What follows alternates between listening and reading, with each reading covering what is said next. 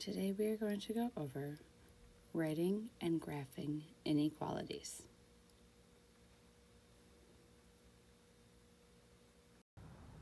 Inequality symbols. If you remember, an inequality is going to look like that. We have this one, we have this one, and then here. So this first symbol right here, we are going to read that as less than. This next symbol, so we have the less than part, but we also have one line underneath of it, which looks like it might be one of the lines that would go to an equal sign. So we read this one, less than or equal to.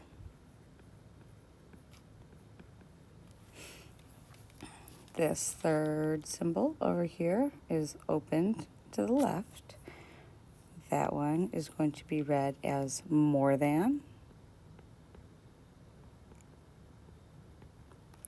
And then the last symbol over here has the more than part, but it also has one line of an equal sign. So we're going to read that as more than or equal to.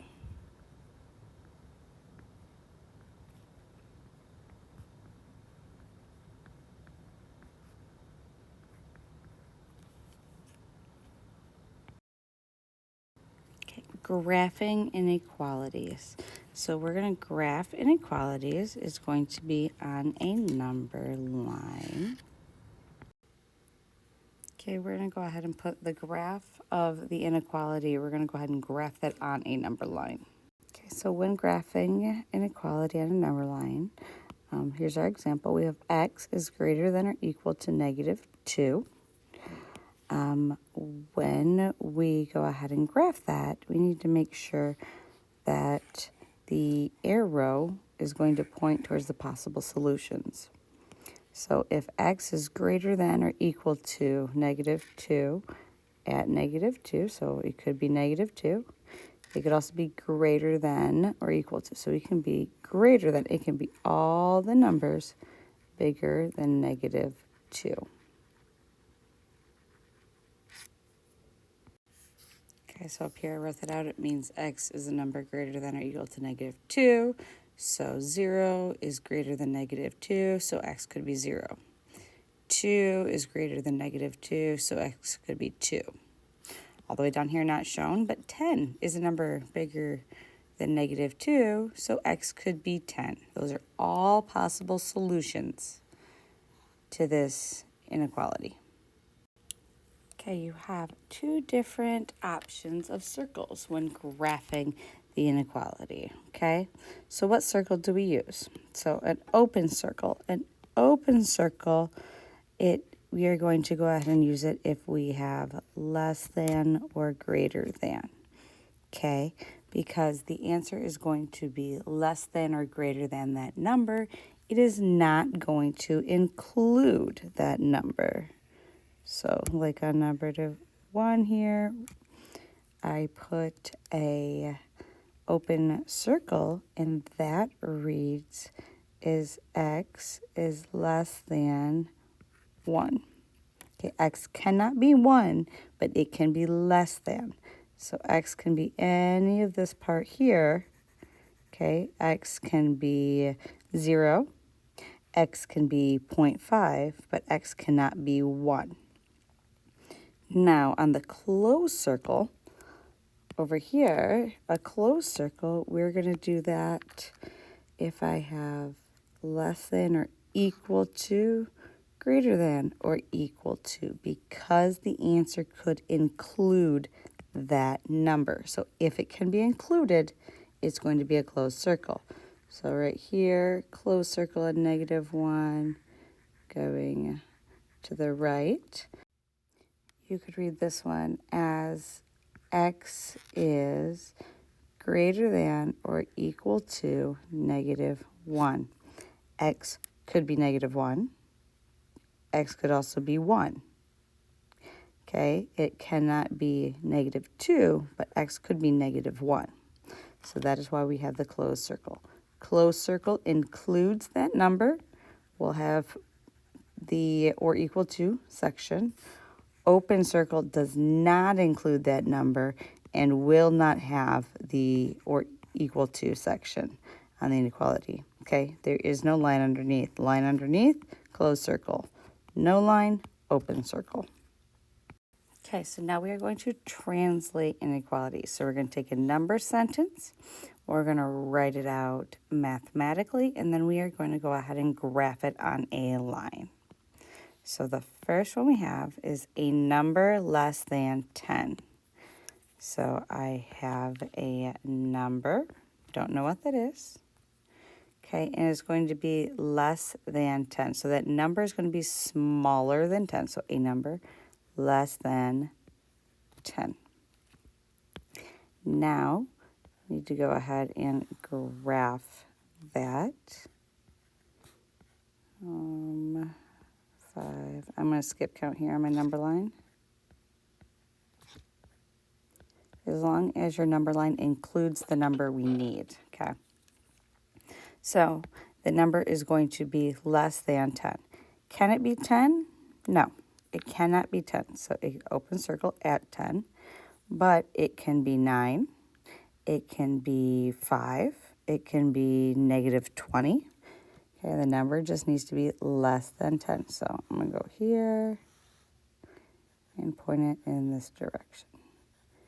I don't color over top of my line when I'm doing my arrow, just because if you are doing it both in pencil, it is very hard to see that this is the direction in which your arrow is going. So that's why I normally float my arrow a little bit above the line. If you are doing it in a different color and you can see, feel free to go ahead and color it right over top of the line. That is fine. So the second one I have here is a number no more than negative 3. Okay. I have a number, I have x, right? It's going to be my number, no more than negative 3. Sometimes these sentences trick people up. Think about it in a different way if this is confusing. So think about another time you would use the phrase no more or no more than. Okay, so a number is no more than negative 3. Well, you can get no more than 100 on a test. So I can get 100, but I can also get less than that. So x is less than or equal to negative 3, right? Because if I was taking a test and I can get no more than 100, I could get that, right? It could be equal to, or I could get a score less than that. So a number no more than negative 3 is x is less than or equal to negative 3. And then we're going to draw out our number line. 0, 1, 2, 3, negative 1, negative 2, negative 3. So x is less than or equal to negative 3. So less than or equal to, close circle, and I can get a number less than that. So it would go to the left is how I would graph that. When you are solving inequalities, okay? So to solve an inequality, you're going to use the same steps to solve as we did in the equation, okay? So the same steps, you're going to go ahead and try to get the variable on one side. An important part to remember. So if you multiply or divide by a negative number, so your last step, if you have to multiply or divide by a negative number when you're trying to isolate the variable, you must flip the inequality symbol, okay? You must flip it. So what does that look like? First problem right here, I have p minus 2 is less than negative 11. So my first step is to start going through inverse operations. So I have negative 2, right? So p minus 2, the opposite of taking away or subtraction is going to be addition. So I'm going to add 2 to both sides. That will cancel out. Negative 11 plus 2 gives me negative 9. P is less than negative 9. So I would go ahead and create a little number line here. Let's go 5, 10, negative 5, negative 10. This right here be negative 9. And then P is less than, so open circle, and that would go to the left. Now here I have 140 is less than negative 10K. Well, I have negative 10K is held, or sorry, negative 10 is connected to K by multiplication. The inverse operation of multiplication is division. So I'm going to divide both sides by negative 10. That will cancel out, leaving me 10. I need to go ahead and flip this inequality symbol. And 10 goes into 140. So it goes in 14 times, 1 time there, 10, drop it down, 4, 0, 10 goes into 40, 4 times. And I know since I have negative, negative, plus, multiplication, division, since I used 1 negative and 1 positive, okay, I used both of these here, my answer has to be negative. Negative 14. Negative 14. So I can go ahead and do this. I can also just go ahead and put the number that I have in the middle of my number line 2.